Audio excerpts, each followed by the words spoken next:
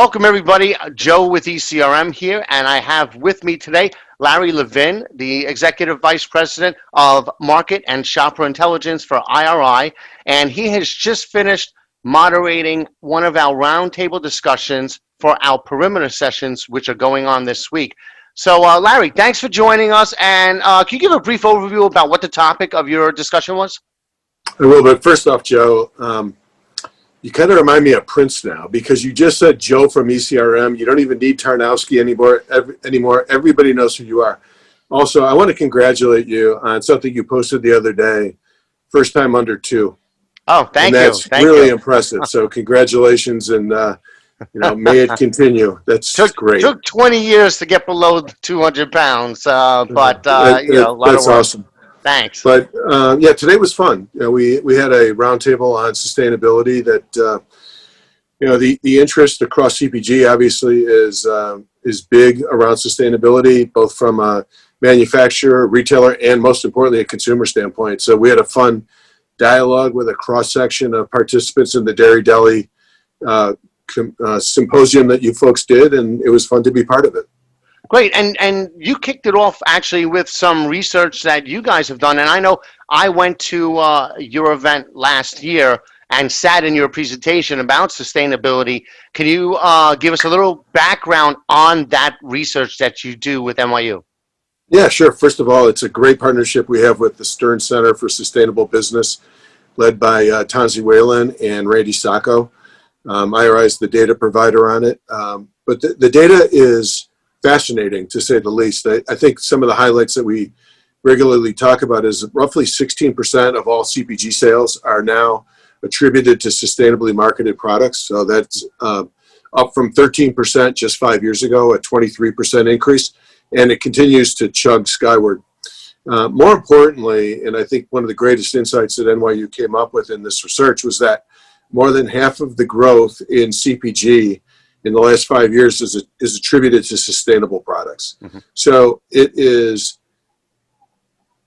it is something that is becoming part of our go-to-market strategies for manufacturers and retailers, because it's something that consumers are demanding, mm-hmm. and consumers really expect. And it's coming from small manufacturers, large manufacturers. It's coming really from a cross-section of the industry as people get on board, whether it's folks at Unilever or folks just startups operating out of their own kitchens or garages. So it's kind of table stakes now. Basically, you need to have some sort of sustainable element. Yeah, no doubt about it, and it's got to be part of your brand story. And I think that was an interesting finding that we saw even today in the discussions with some of the contributors in the panel, where there's a gentleman who was whose business is selling quail eggs. And they raised quail eggs on a farm up in Portland, and a completely sustainable farm. And he goes through and he explains the architecture with which his products come to market. And I think it's fascinating. It's the kind of story really that Millennial and Gen Z look to connect with as they think about what are the kinds of companies that they really want to do business with. But I would say that the acumen of everybody I spoke with this morning was that sustainable practices are not a nice to have, but a must have in terms of their business acumen. One guy was talking about how right now his company is in the midst of trying to figure out, is it aluminum packaging, is it glass packaging? We talked a little bit about the success of products like General Mills Yoplait, We by Yoplait being one of the top new products a year ago, and one of the things that really catapulted it was the transparency of the bottle. Mm-hmm. It was a glass jar. It would look more elegant, and then a lot of people got second uses out of those bottles, which is both an opportunity and a concern for a lot of manufacturers we talked to today, because they want people to be able to reuse the glass, but there are some elements that worry them about using glass as well. Were there any surprises or any particular challenge that some of the panelists were facing in trying to achieve more sustainability? Not really. I think right now some of these companies are just on the midst of getting involved in it, and so they're learning. So I think they haven't hit the hurdles yet. There are a couple companies like the quail quail egg farmer who I think was a little bit further down the pathway. Mm-hmm. But for the most part, I think what attracted these folks to our story today was the immediacy of the information.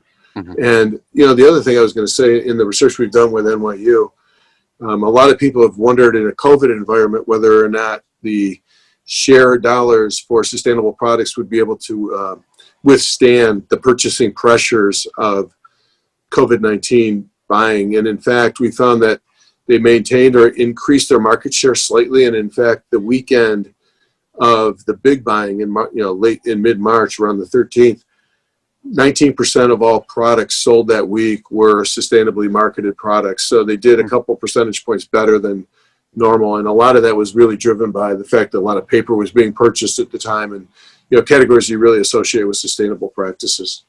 So now, this may not have come up in a roundtable, but I'm just curious from your research. It seems that sustainability and wellness are kind of tied together a little bit. Like, for instance, you mentioned, part of my change in diet was switching over to grass-fed, Yep. organic, but it also seems that those same brands are, raising these animals better. They have a lot of sustainable elements in them. Are those two in parallel a lot? Oh, very much so. And it's something that people are very, very conscious of, whether it's the growth in organic, it's the growth in grass-fed beef. It's also the passion that a lot of particularly millennial and Gen Z look for around humane treatment of animals, around fair trade, and fair treatment of workers as well, not just the animals. So it's all-encompassing, and frankly, the younger you are, the more you care about that compared to some of the older generations. Yeah, I'm hearing a lot about regenerative farming practices too. That's a tough one for a New Yorker to say. It's a tough one for anyone to say, but you did it well. So it looks like better for you, better for the earth, and better for the workers. It seems to all tie together. That's right. It's a win-win. Excellent. Well, thanks again for moderating the roundtable, and we look forward to having you on more. It was a great time, Joe, and I look forward to talking to you again. All right. Take care.